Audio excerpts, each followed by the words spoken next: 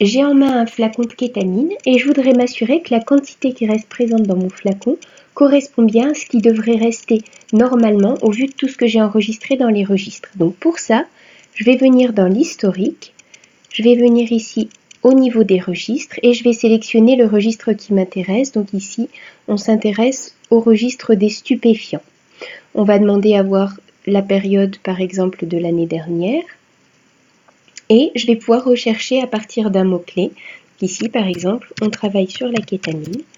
On va rechercher, on va voir ici toutes les entrées et les sorties correspondant à la kétamine. Je vais maintenant m'intéresser davantage à un numéro de lot. Le flacon que j'ai en main, c'est un flacon avec un numéro de lot L646, donc c'est celui qui va m'intéresser, que je vais prendre ici.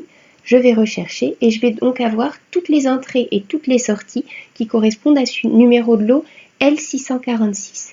Alors je vais pouvoir faire ici une balance entre guillemets, voir ici sur la dernière ligne en bas à droite, donc ici je n'ai qu'une page, ce qui correspond à ce que je dois encore avoir dans mon flacon. Ici je vois que j'ai une entrée de 10 ml. J'ai ensuite 0,4 ml qui ont été utilisés, qui ont bien été déduits ici, et puis au fur et à mesure, on va bien avoir effectivement toutes les déductions de ce qui est utilisé ou l'addition de nouvelles entrées.